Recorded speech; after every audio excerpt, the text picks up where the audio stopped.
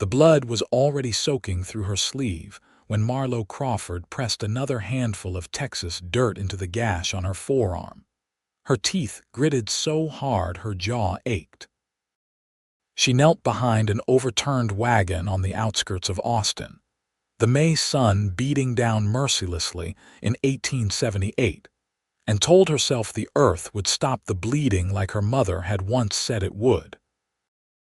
The pain made her vision swim, but she packed more dirt in with trembling fingers, watching the crimson mix with brown dust until a shadow fell across her and a voice like gravel and honey said, "That's not how you do it. Come here now." She looked up into the bluest eyes she had ever seen, set in a face weathered by sun and wind, but not unkind. The man towering over her wore dusty chaps and a hat pushed back on dark hair, and before she could protest, he was crouching beside her, his hand already reaching for her arm. Marlowe jerked back instinctively, clutching her wound tighter, but the movement sent a fresh wave of pain through her that made her gasp. "Easy," he said, his voice gentler now. "Name's Russell Hammond. I work the cattle ranch about 5 miles north of here, and I've seen more wounds than I care to count. That dirt's going to give you an infection that'll make you wish the cut had finished you off. Now let me see it." Something in his tone, firm but not demanding, made her relent. Maybe it was the pain, or maybe it was the genuine concern in those startling eyes, but Marlowe found herself extending her arm toward him. He took it carefully, his calloused hands surprisingly gentle as he examined the gash. Up close, she could see he was probably in his mid-20s, just a few years older than her own 22 years, with the kind of solid build that came from honest labor. "What happened?" he asked, already pulling a canteen from his belt and a surprisingly clean handkerchief from his pocket.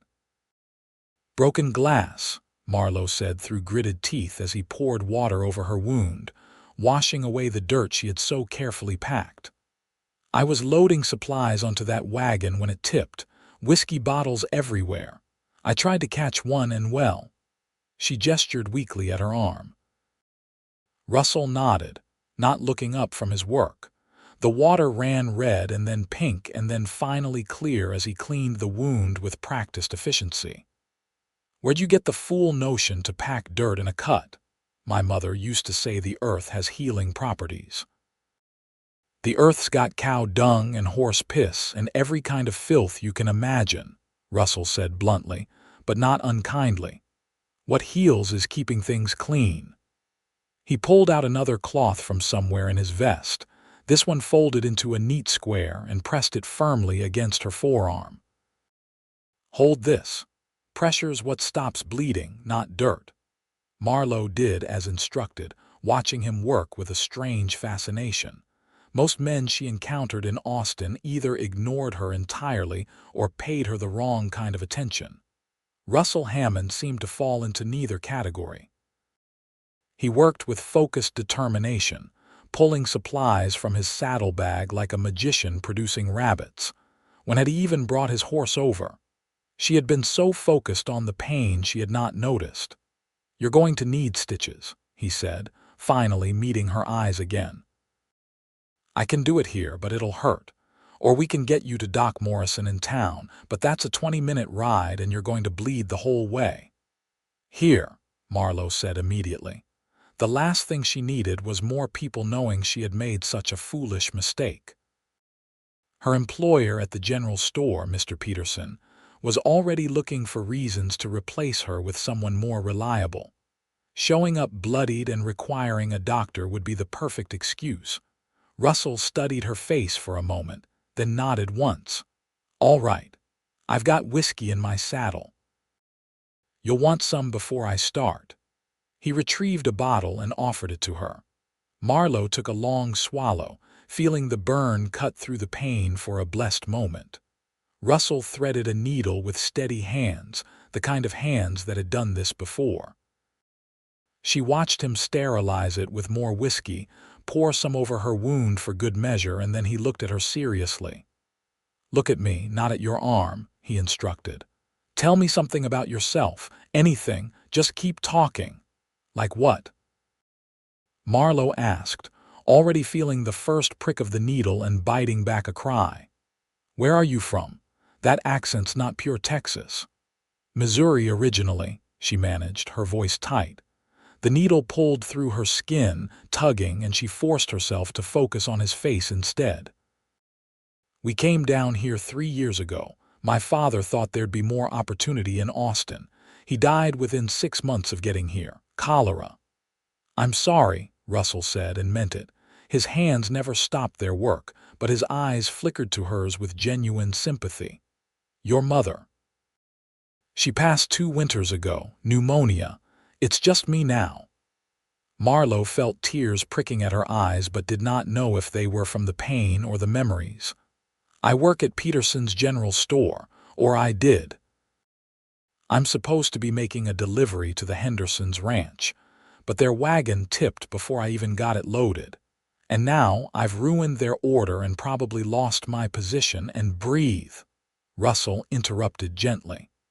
He had stopped stitching and was looking at her with concern. "You're turning pale. Take another drink." She did, grateful for the interruption to her rambling. The whiskey settled warm in her stomach, taking the edge off everything. Russell resumed his work, and she forced herself to breathe steadily, watching his face instead of her arm. He had a strong jaw, she noticed, and a small scar above his left eyebrow that made her wonder what story lay behind it. "There," he said finally, tying off the last stitch. "That should hold. I'll wrap it now, but you need to keep it clean and dry. Change the bandage every day. If you see red streaks or it starts to smell bad, you get to a doctor immediately." "Understand." "I understand," Marlowe said quietly, looking down at his handiwork. The stitches were small and neat, better than she had expected from a cowboy. "Thank you. I don't know how I can repay you." "Don't need repaying," Russell said, starting to pack up his supplies. Then he paused and looked at the overturned wagon, at the broken glass glinting in the sun, at the ruined supplies scattered across the ground. "But I do have a question. You said you're supposed to deliver to the Hendersons." "Was supposed to," Marlowe corrected bitterly. "I can't exactly show up empty-handed now." Russell stood, brushing dust from his knees, and extended a hand to help her up. "Sarah and Tom Henderson are good people. They'll understand about an accident, but more than that, I'm headed that way myself. I can help you clean this up, reload what's salvageable, and we can right that wagon together. My horse can pull it if the axle's not broken." Marlowe stared at him in disbelief.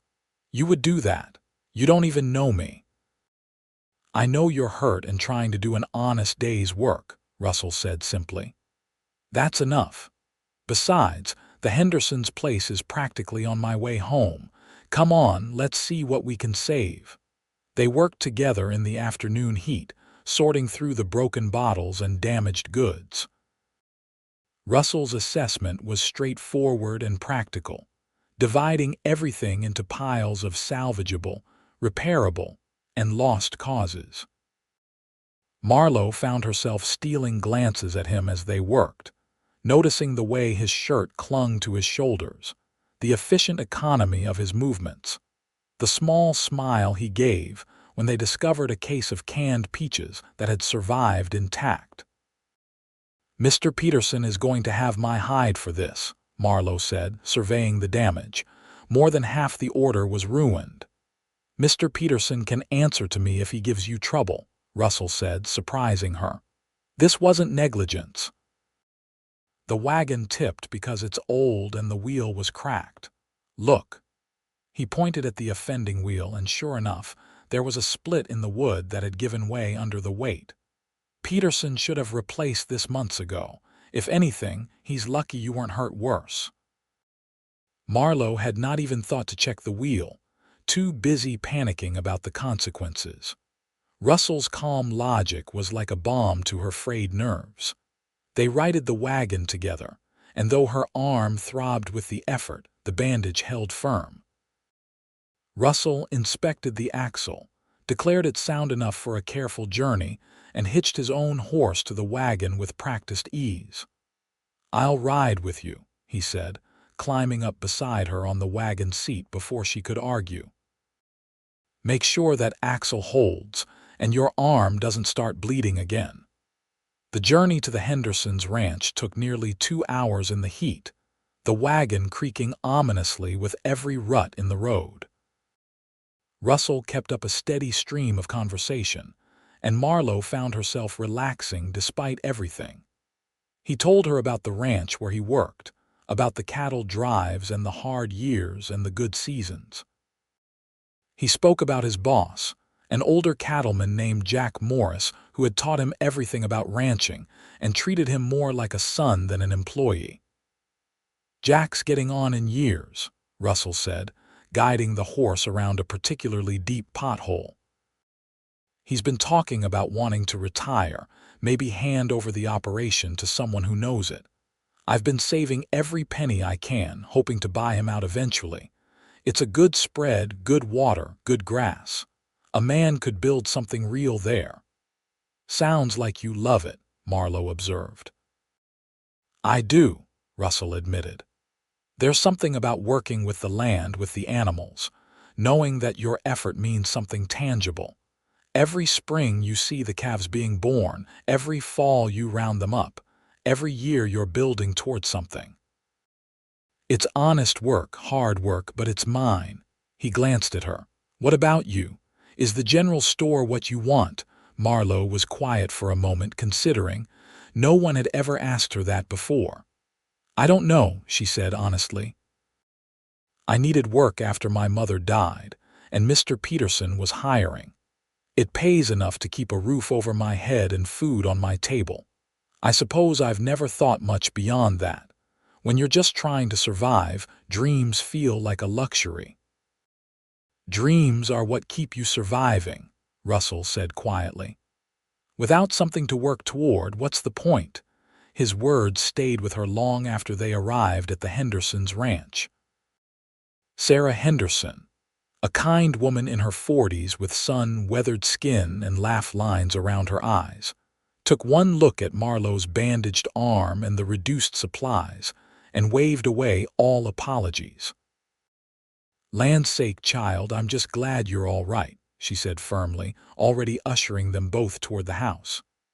"Tom, come help Russell unload. Marlowe, you're coming inside to rest, and I won't hear otherwise." Over cool water and fresh bread in the Hendersons' kitchen, the full story came out. Sarah's expression darkened when she heard about the cracked wheel, and she exchanged a meaningful glance with her husband Tom, a solid man with a gray beard and gentle demeanor. "That's the second wagon of Peterson's I've heard about having trouble," Tom said grimly. "He's cutting corners, mark my words. Marlowe, you tell him if he gives you grief about this, he'll have me to answer to, and Russell here apparently." Russell, who had been eating Sarah's bread with obvious appreciation, looked up and met Marlowe's eyes across the table. Something passed between them in that moment, something warm and unexpected that made her heart skip. He smiled, just a small quirk of his lips, but it felt like a promise. They left the Hendersons' place as the sun was starting to lower, painting the Texas sky in shades of orange and gold. Russell insisted on driving Marlowe back to town, to make sure she got home safely and to return Peterson's wagon personally. "I can manage," Marlowe protested, "but not very hard." The truth was her arm was aching fiercely now, and the whiskey had worn off, leaving her exhausted and more than a little shaky. "I know you can," Russell said, "but you don't have to. Let me help." So she let him drive, sitting beside him in the wagon as the evening cooled around them. The silence between them was comfortable now, easy, and Marlowe found herself acutely aware of his presence beside her. The solid warmth of him, the way his hands held the reins with casual competence, the faint smell of leather and horse and something uniquely him. "Can I ask you something?" she said as Austin's buildings came into view in the distance. "Anything." Why did you stop to help me? Most people would have just ridden past." Russell was quiet for a moment, his eyes on the road.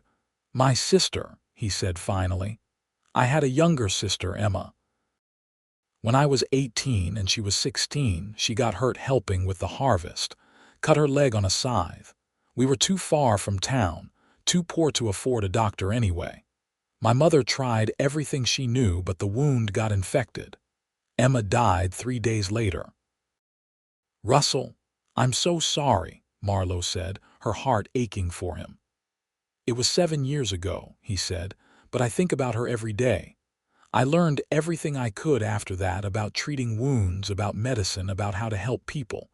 I couldn't save Emma, but maybe I can help someone else. When I saw you with dirt in that cut, all I could think was that you were going to end up like her if someone didn't intervene." He looked at her then, his blue eyes intense. "So that's why I stopped. I had to." Marlowe did not know what to say to that, so she did something she had not done in 3 years. She reached out and took his hand. Russell's fingers closed around hers, strong and warm and steady, and they rode the rest of the way into Austin like that, hands clasped between them on the wagon seat. Mr. Peterson was less understanding than the Hendersons had been. He took one look at the reduced supplies, the broken bottles still in the wagon bed, and launched into a tirade about responsibility and carelessness. Marlowe stood there and took it, her good hand clenched at her side, until Russell stepped forward. "That's enough," he said, his voice quiet but carrying an edge of steel that made Peterson stop mid-sentence. "That wagon had a cracked wheel that should have been replaced months ago. Miss Crawford was hurt because of your negligence, not hers. She completed the delivery despite an injury that would have sent most people to bed. The Hendersons are satisfied with what they received and send their understanding about the circumstances. So unless you want me to start telling people around Austin about the state of your equipment and how you endanger your employees, I suggest you think very carefully about what you say next." Peterson's face had gone from red to purple to a sickly pale. He sputtered, but no actual words came out. Finally, he waved a hand dismissively. "Fine, fine, but the cost of the broken merchandise comes out of your wages, Marlowe." "Half the cost," Russell countered immediately, "since half the fault lies with faulty equipment and she keeps her position." It was not a question. Peterson looked between them, seemed to calculate something in his mean little eyes, and nodded grudgingly. "Half, and she'd better hope there are no more incidents." Outside the store, Marlowe turned to Russell with wonder in her eyes. "You didn't have to do that." "Yes, I did," he said simply. He was being unfair. He reached up and adjusted his hat, suddenly looking almost shy. "Listen, I know we just met today, but I'd like to see you again, if you'd be amenable to that." Marlowe felt warmth bloom in her chest, spreading through her like sunshine. "I'd like that very much. Sunday." Russell suggested. "I could come into town after church services. Maybe we could take a walk, have lunch." "Sunday," Marlowe agreed, unable to keep the smile off her face. She watched him ride away into the twilight, sitting tall in his saddle, and touched her bandaged arm gently. It throbbed, but beneath the pain was something else. Hope, maybe.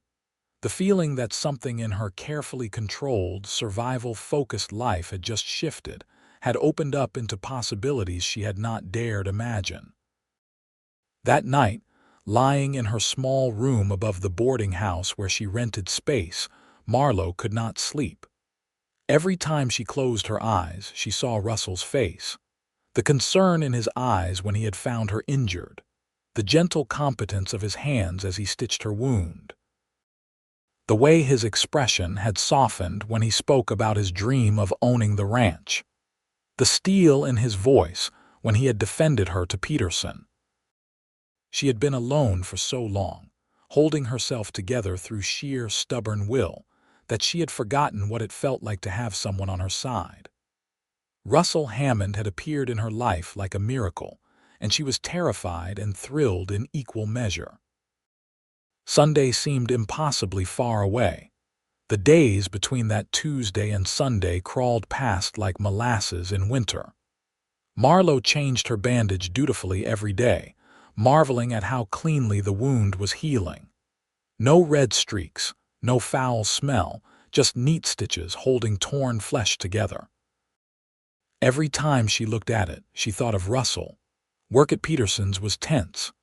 The store owner watched her like a hawk, clearly hoping to find some excuse to dismiss her despite his agreement with Russell.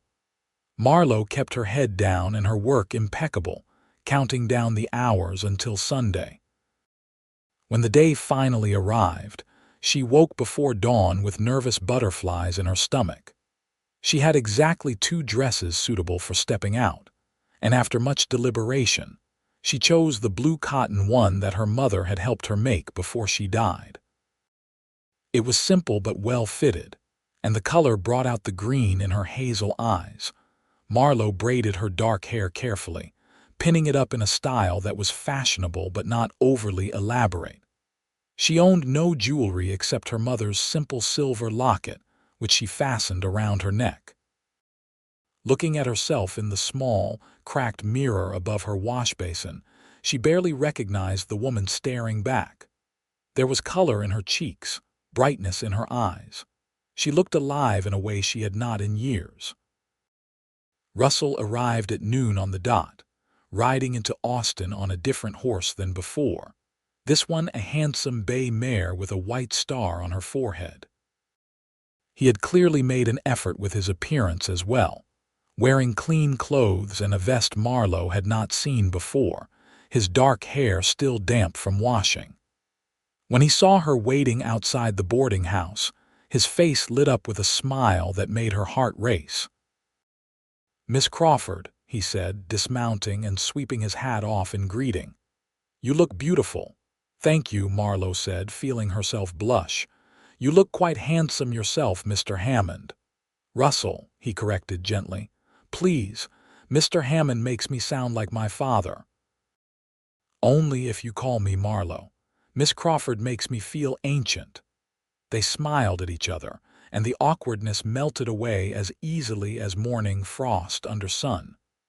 Russell offered his arm, and Marlowe took it, feeling the solid strength of him through his sleeve. They walked through Austin together, easy as anything, talking like old friends. Russell took her to a small restaurant near the edge of town, a place run by a Mexican family that served the best food in Austin according to him. The proprietor, a woman named Rosa with silver threading through her black hair, greeted Russell warmly and showed them to a table by the window. Over plates of enchiladas and rice, they talked about everything and nothing.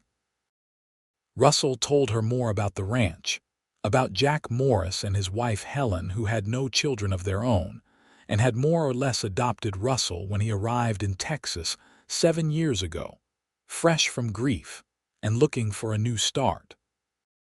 Marlowe told him about her childhood in Missouri, about her father's dreams that had brought them to Texas, about the hard years after his death when she and her mother had struggled to survive. "You're strong," Russell said, looking at her with admiration. "Stronger than you give yourself credit for. Not many people could have endured what you have and still kept going." "I didn't have much choice," Marlowe said, uncomfortable with the praise. "It was keep going or give up, and I'm too stubborn to give up." "There's a difference between surviving and living," Russell said quietly. "You've been surviving, but Marlowe, you deserve to live, to have dreams and work toward them, to be happy." His words hit something deep inside her, a place she had locked away tight to keep from breaking. Tears pricked at her eyes and she looked down at her plate, blinking them back. Russell reached across the table and took her hand, his thumb brushing gently across her knuckles. "I'm sorry," he said. "I didn't mean to upset you." "You didn't," Marlowe managed, looking up at him through wet eyes. "You just said something I needed to hear. Something I didn't know I needed to hear."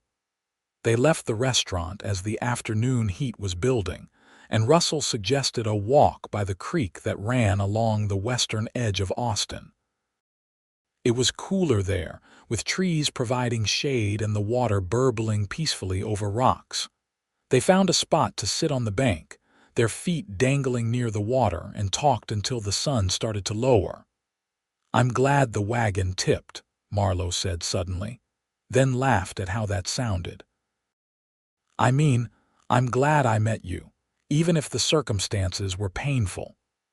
"I'm glad too," Russell said. He was sitting close enough that their shoulders almost touched, and Marlowe was acutely aware of every inch between them. "I know this might sound strange, given we've only known each other a few days, but I feel like I've been waiting to meet you. Like something in my life has been missing, and I didn't even know what it was until I saw you behind that wagon." Marlowe's breath caught. She turned to look at him and found him already watching her, those blue eyes intense and honest. "I feel it too," she admitted quietly. "I've been alone so long I forgot what it was like to have someone care. But you do, don't you, care?" "Yes," Russell said simply. "I care very much." He leaned in slowly, giving her every opportunity to pull away, but Marlowe found herself leaning in too. Their lips met gently, a kiss as soft as a question, and something in Marlowe's chest unlocked. She kissed him back, her hand coming up to cup his jaw, feeling the slight roughness of stubble under her palm. Russell's arm came around her waist, pulling her closer, and the kiss deepened into something that promised everything. When they finally broke apart, both breathing harder, Russell rested his forehead against hers. "I want to court you properly," he said, "with intentions, serious intentions." "I want that too," Marlowe whispered back. They stayed by the creek until the sun painted the sky in shades of pink and gold, talking and kissing and planning. Russell would come into town every Sunday, his day off from the ranch. They would write letters during the week. He wanted to take her to meet Jack and Helen Morris. She wanted to show him the small garden she had managed to coax to life behind the boarding house, her one indulgence in beauty over mere survival. When Russell finally rode back toward the ranch as twilight deepened, Marlowe floated back to her room feeling like a different person than she had been a week ago. She was living now, not just surviving, and the difference was everything. The weeks that followed fell into a pattern that Marlowe treasured. Every Sunday, Russell would ride into Austin and they would spend the day together. He took her on picnics outside of town, to dances at the community hall, to church services where they sat together and tried not to get too distracted by each other's presence. On weekdays, letters traveled back and forth between town and ranch, each one precious and read countless times. Marlowe learned that Russell took his coffee black and strong, that he had a deep love of horses and could talk for hours about bloodlines and training techniques, that he played the harmonica surprisingly well and would sometimes serenade her by the creek. Russell learned that Marlowe had once wanted to be a teacher before her father's death had ended her schooling, that she loved reading and would save every spare penny to buy books, that she had a quick wit and a laugh that made him feel like the cleverest man alive. 6 weeks after they met, Russell took her to meet Jack and Helen Morris. The ranch was everything he had described and more, a sprawling operation with a solid house, good outbuildings, and cattle dotting the landscape as far as the eye could see. Jack was a man in his 60s with weathered skin and kind eyes, and Helen was a plump woman with gray hair and the warmest smile Marlowe had ever seen. "So you're the girl who's stolen our Russell's heart," Helen said, pulling Marlowe into a hug before she could even properly introduce herself. "He hasn't stopped talking about you since the day you met." "Helen," Russell protested, his ears going red, but he was smiling. "It's true," Jack said, shaking Marlowe's hand firmly. "Never seen him so smitten. You must be quite something special." Over dinner at the Morris Ranch house, Marlowe felt herself relaxing into the warmth of their welcome.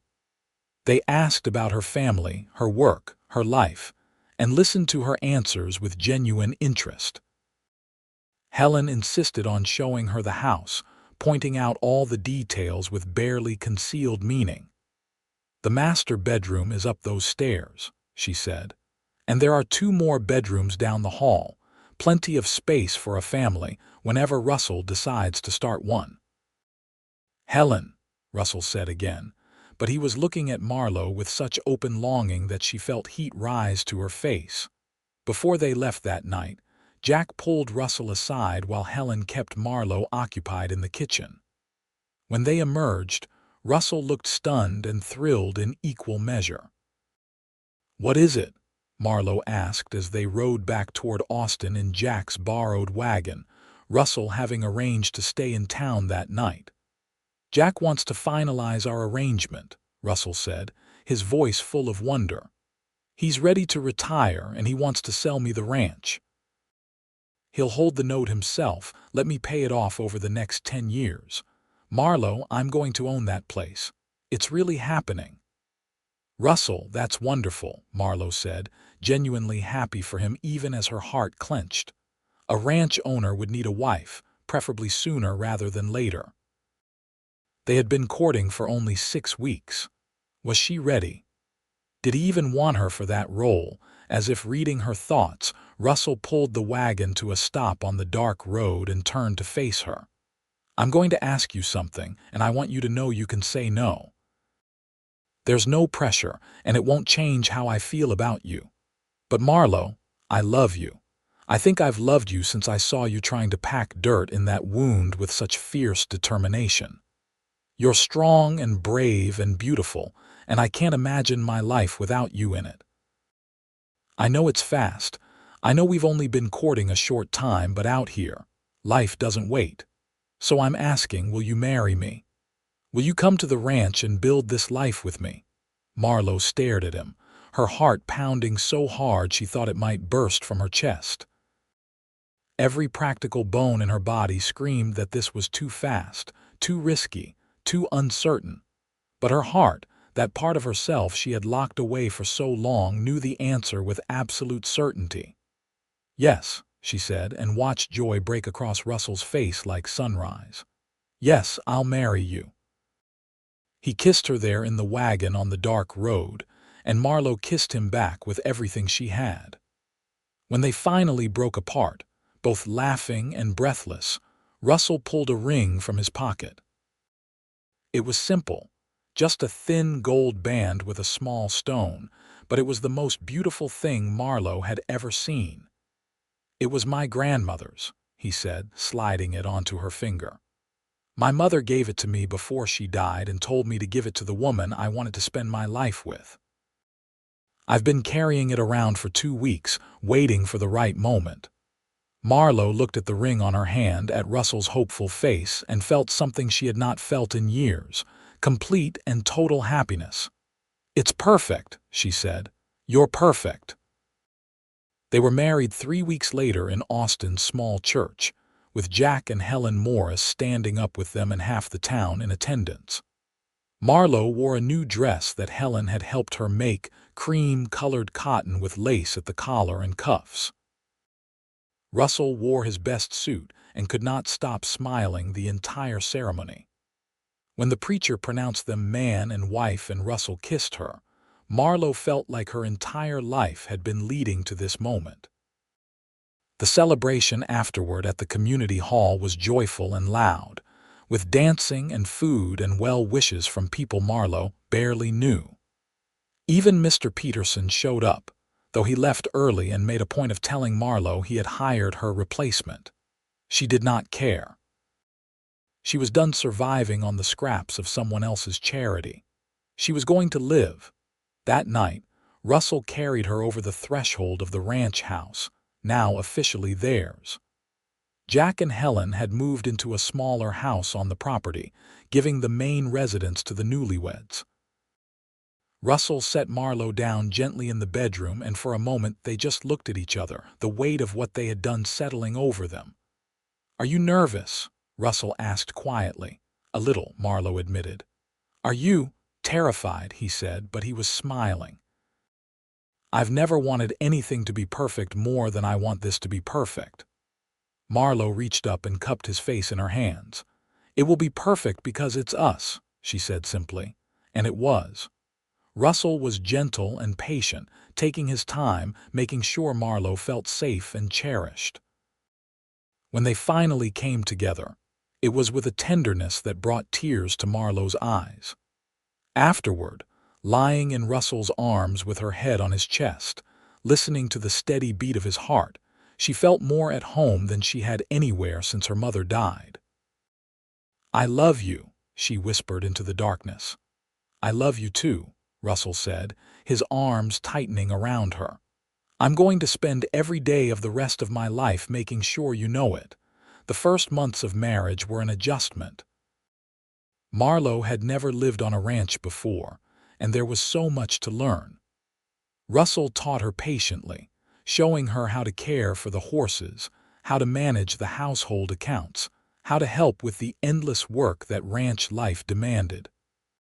Helen became a second mother to her, teaching her to cook the meals Russell loved, to preserve food for winter, to manage the vegetable garden and chicken coop. Marlowe threw herself into her new life with the same determination she had brought to survival in Austin.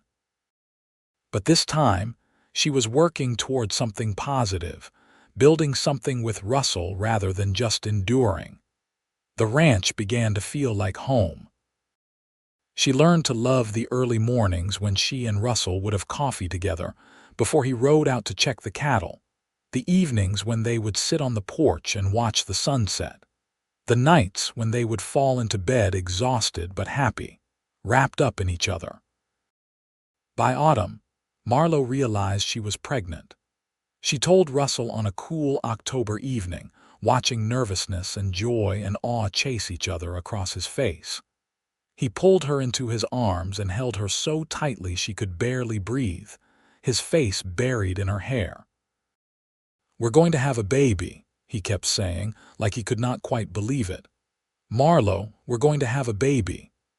Helen cried when they told her, and Jack, happy tears that she tried to hide behind her apron. Jack just grinned and clapped Russell on the shoulder, telling him he was going to be a fine father. That night, lying in bed with Russell's hand spread protectively over her still flat stomach, Marlowe felt a contentment so profound it scared her a little. She had not known life could be this good. The pregnancy was not easy. Marlowe was sick for months, barely able to keep anything down. Russell worried constantly, hovering over her until she threatened to hit him with a frying pan if he asked one more time if she was all right. But his concern was sweet, in its way, and Marlowe found herself falling even more in love with him as she watched him prepare for fatherhood with such earnest dedication. He built a cradle in the barn during the winter months, sanding the wood until it was smooth as silk, painting it with careful attention to detail. He bought fabric in town for Marlowe and Helen to sew into baby clothes, not caring that he knew nothing about what an infant needed, just wanting to provide. He read books about childhood illnesses and injuries with the same focused intensity he had brought to learning about wound care years before. "You're going to be an amazing father," Marlowe told him one night, watching him test the cradle's rockers for the 100th time. "I want to be," Russell said quietly. "I want to give our children everything I didn't have: stability, safety, parents who are present and loving. A home that feels secure." "They'll have all that," Marlowe assured him, "because they'll have you." Their son was born on a warm day in May 1879, exactly 1 year after Russell had found Marlowe behind that overturned wagon. The labor was long and difficult, and there were moments when Russell, pacing outside the bedroom door while Helen and the midwife worked, thought he might lose his mind with worry. But finally, he heard the sharp cry of an infant, and Helen opened the door with tears streaming down her face. "You have a son," she said. "A healthy, beautiful son, and Marlowe is fine. Tired, but fine." Russell practically ran into the bedroom. Marlowe was propped up against pillows, looking exhausted and pale but radiantly happy, holding a tiny bundle wrapped in blankets. She looked up when Russell entered, and her smile was brighter than the sun. "Come meet your son," she said softly. Russell approached slowly, almost reverently, and looked down at the tiny face peeking out from the blankets. The baby had a shock of dark hair and was already trying to focus his eyes. As Russell watched, the infant yawned, showing pink gums, and something in Russell's chest cracked open. "He's perfect," Russell whispered, reaching out to touch one tiny hand. The baby's fingers wrapped around his index finger with surprising strength. "Marlowe, he's perfect." "What should we name him?" Marlowe asked. They had discussed names during the pregnancy but never quite settled on one. Now, looking at his son, Russell thought of the man who had given him a chance when he most needed it. "James," he said. "After Jack's middle name, James Russell Hammond." "James," Marlowe repeated, smiling. "I love it. Hello, James. Welcome to the world, little one." The first months of James's life passed in a blur of sleepless nights and overwhelming love. Russell discovered that fatherhood was harder than any cattle drive, and more rewarding than anything he had ever done. He would wake in the night when James cried, bringing the baby to Marlowe to nurse, then walking him around the room to burp afterward, singing softly or telling stories until the tiny boy fell back asleep. Marlowe watched her husband with their son and fell in love with him all over again. Russell was patient and gentle, changing diapers without complaint, playing peek-a-boo to make James smile, holding the baby against his chest and just breathing him in like he was the most precious thing in the world. "You're a natural at this," she told him one morning, watching Russell feed James a bottle so she could eat breakfast in peace. "I'm terrified I'm going to break him," Russell admitted. "He's so small." "He's sturdier than he looks," Marlowe said, "and you're doing wonderfully. Look how content he is with you." It was true. James had stopped fussing and was staring up at Russell with wide eyes, one little hand clutching his father's shirt. Russell looked down at his son with such naked adoration that Marlowe felt tears prick at her eyes. Life settled into a new normal. The ranch work continued, but now it was punctuated by baby giggles and first smiles and the 1,000 small milestones that marked James's growth. Russell taught Marlowe to ride properly, taking her on slow rides around the property with James secured in a sling against her chest. They would show him the cattle, the horses, the land that would someday be his. "This is your legacy," Russell would tell James, who was far too young to understand but seemed to listen anyway. "This land, this life. Your mother and I are building it for you." When James was 6 months old, they had a photographer come from Austin to take a family portrait. Marlowe wore her best dress, Russell his good suit, and James was dressed in an outfit Helen had lovingly embroidered. The photograph showed them standing in front of the ranch house, Russell with his arm around Marlowe, Marlowe holding James. All three of them looking at the camera with serious expressions that broke into smiles the moment the flash went off. They hung the portrait above the fireplace, a testament to everything they had built. The years flowed by like water. James learned to walk, holding onto Russell's fingers and taking tentative steps across the porch. He learned to talk, his first word "Dada," much to Russell's delight and Marlowe's mock indignation. He grew into a bright, curious toddler who wanted to help with everything and followed Russell around the ranch like a shadow. When James was 3, Marlowe found herself pregnant again.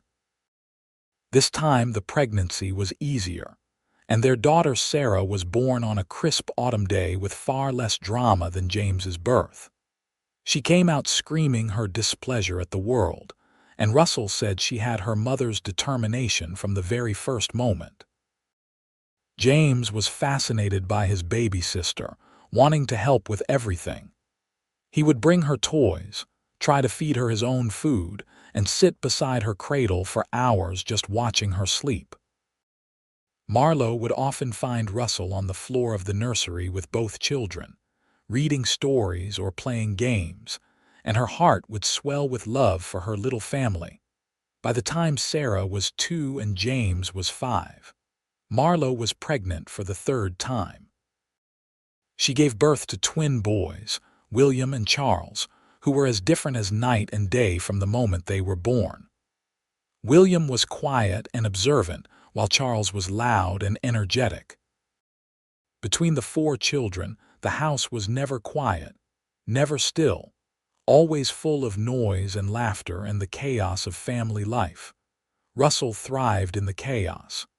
He was endlessly patient with the children, teaching them about the ranch, about animals, about being kind and strong and honest. He taught James to ride when he was 6, putting him on the gentlest horse they owned and walking beside him for hours. He let Sarah follow him everywhere, answering her endless questions with the same seriousness he would give an adult.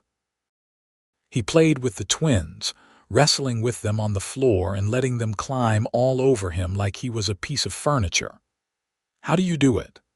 Marlowe asked him one evening after they had finally gotten all 4 children to bed. She was exhausted, her hair falling out of its pins, a stain on her dress from where Charles had spit upon her. "How are you not completely worn out?"